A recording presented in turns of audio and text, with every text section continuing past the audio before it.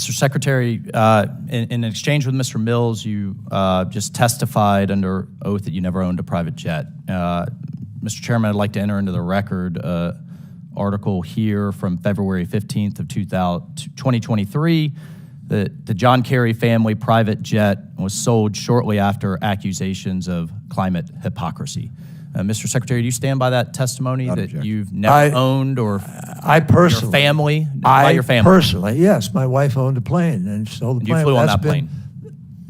Not in a number of years, but I have flown on it, sure. And this article is not then inaccurate, that your family owned a plane, you flew on a plane.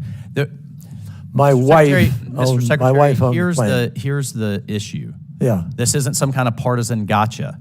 When we are asking Americans to make serious sacrifices as we transition for the common good, and your family and or yourself are flying around on private jets, that smacks of hypocrisy. It actually hurts your cause, Mr. Secretary, but I'll move on. I just want to know from a record standpoint. Afford me the right, at least, to set the record straight here. I do not fly on a private jet. I do not fly. I fly commercially. Have you flown on a private jet since you've taken this position? Just let me just finish. I have flown 5 times in the last 2.5 years on Millair, which you also fly on. Sure. Or some of you who travel fly on, 5 times. Otherwise, all of my trips are commercial airlines. Have you flown on a private jet in a personal or official capacity since you've taken this position? Possibly once. I'm trying to think of I think you need to take the broader point of how this appears to the American people as we're asking them to take that. Let me tell you why. We're not asking Americans. We're not asking Americans not to fly. You're trying to create an unequal thing. We're not saying we're asking don't you fly. to lead by example, Mr. Secretary. That's what we're at. Which is why I fly commercially. By example. Which is why I fly. In that vein, does your office or the State Department keep a record of your official travel and scheduled meetings? Of course. Does that include the individuals you're scheduled to meet with? Can you provide those records to Congress? Will you provide those records to Congress? Of who I've met with?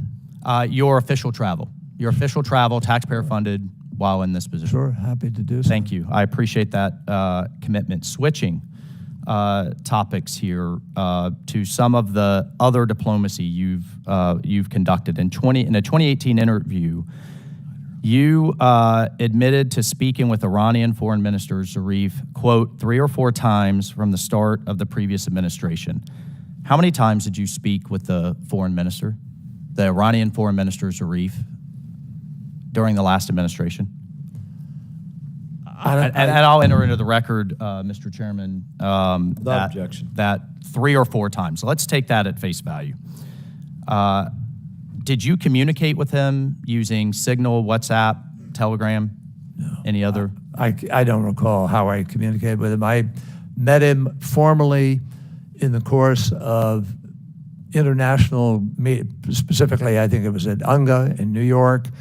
I saw him in Munich at the Munich Security Conference, which he was invited to. According to leaked audio provided by the New York Times, Zarif said you told him that Israel attacked Iranian assets in Syria at least, quote, at least 200 times, and Zarif was surprised you would reveal such sensitive information.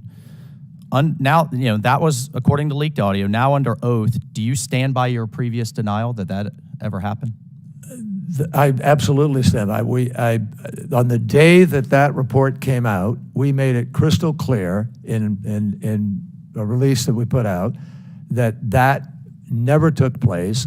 It was at a time when there was public discussion of those attacks. It was in public circulation. Now, I don't know what he's confusing or what he did, but I can tell you that I never had that conversation, and I can tell you that in 5 years running one of the largest prosecutor's offices in America, in 2 years as lieutenant governor, in 28 years in the Senate, as a member of the Intelligence Committee, as a This is why I'm going. I only have a few seconds left. Nobody ever questioned. This is why I'm raising that issue.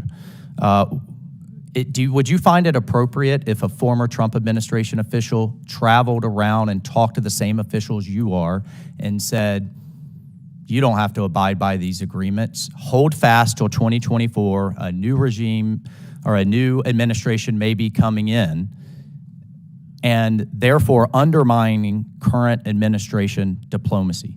Would you find that appropriate?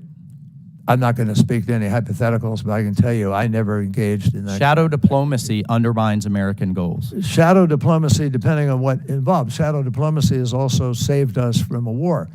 If you look at 1963 with the Cuban Missile Crisis, it was behind the scenes, back Mr. channel Secretary, I would posture that your shadow diplomacy now has us on the verge I of wasn't Iran conducting having shadow a nuclear diplomacy. weapon. I was at a security That conference. is now exploding as they race towards full enrichment from 20% to 60%, on the verge of having a nuclear weapon and a nuclear arms race in the Middle East.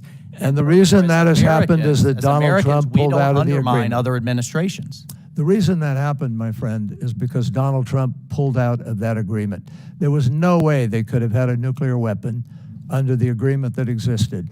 And even in Israel, the security establishment of Israel believed that agreement had done the job. President Trump just pulled out.